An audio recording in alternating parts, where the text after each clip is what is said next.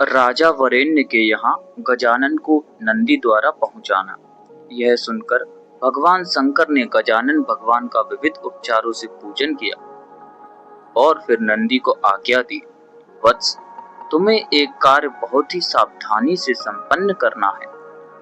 माहिष्मती नगरी में वरेण्य नामक धर्मात्मा राजा राज्य करते हैं। उनकी 7वीं रानी पुष्पिका ने अभी एक पुत्र प्रसव किया था, जिसे कोई राक्षसी उठा ले गई। वह रानी अभी मूर्छित पड़ी है। तुम तुरंत ही पार्वती के इस नवजात शिशु को वहां ले जाओ और मूर्छित रानी के पास लिटाकर लौट आओ। यह कार्य रानी की मूर्छा दूर होने से पहले ही पूर्ण हो जाना चाहिए, अन्यथा प्रसूता के प्राण जाने की संभावना है। नंदी ने भगवान शंकर के चरणों में प्रणाम कर शिशु रूप गजानन भगवान को लेकर माहिष्मती नगर की ओर वायु वेग से चल पड़े।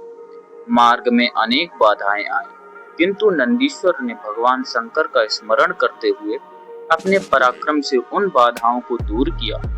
माहिष्मती राजभवन के प्रसूतागार में रानी पुष्पिका अभी भी मूर्छित पड़ी थी।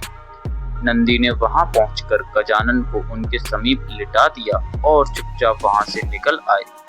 फिर वायु वेग से चलते शीघ्र ही लौटकर आशुतोष भगवान की सेवा में उपस्थित हुए और शिव सेवा के चरणों में प्रणाम कर शिशु को वहां सकुशल पहुंचा देने का समाचार दिया। उधर पुष्पिका की मूर्छा दूर हुई तो उसने रक्तवर्ण, गजमुख, लंबोदर और अद्भुत वस्त्राभूषणों से अलंकृत बालक को अपने निकट देखा। उससे वह अत्यंत भयभीत हुई और रोते हुई प्रसूति गृह से बाहर निकली। उधर शिशु का रुदन सुनकर परिचारिकाएं दौड़ी हुई भीतर गईं और उसके विकराल रूप को देखकर वे भी भय से कांप गईं। फिर जो भी स्त्री या पुरुष प्रसूति का गृह में गया, वह भयभीत और कांपता हुआ बाहर निकल आया। शिशु के भयानक रूप को देखकर कुछ तो मूर्छित ही हो गए। सिंदूरासुर के अत्याचारों की वृद्धि। महाराज वरेण्य को सूचना दी गई। उन्होंने सुना कि अत्यंत भयानक आकार का और लाल वर्ण वाला पुत्र हुआ है, तो राजा भी चिंतित हो उठे। तभी कुछ विचारवान लोगों ने कहा, राजन, शिशु तो हमने देखा है, वह ऐसा अद्भुत आकार का और महाभयंकर है कि ऐसा शिशु ना कभी उत्पन्न हुआ, ना भविष्य में कभी होगा ही। यह लक्षण वंश को नष्ट करने वाले हैं, इसलिए ऐसे कुलनाशक बालक को घर में रखना उचित नहीं। प्रजा को भी इसी में भलाई है।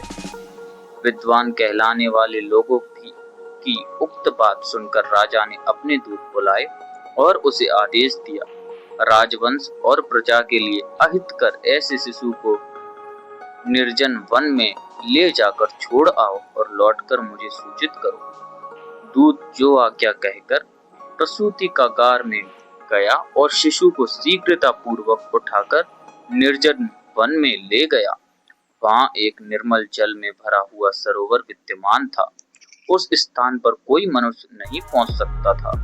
हिंसक पशु भी जल पीने के लिए वहां आते और वृक्षों की छांव में विश्राम करते रहते। दूत ने शिशु को उस सरोवर के तट पर रखा और शीघ्रता से लौटकर राजा की सेवा में उपस्थित हुआ। उसने राजा को प्रणाम कर कहा, महाराज, आपकी आज्ञा अनुसार उस भयंकर शिशु को हिंसक जीवों से युक्त अरण्य में सरोवर तट पर रख दिया, जहां वह व्याघ्रादि हिंसक जंतुओं का आहार बन जाएगा। राजा वरेण्य ने खिन्न हृदय से दूत का कथन सुना और चुप बैठ गए। उनके मन में निर्दोष अबोध शिशु के परित्याग की पीड़ा कसक रही थी, किंतु जन्मत को स्वीकार करना कर्तव्य समझकर वे मौन थे। ओम गणेशाय नमः।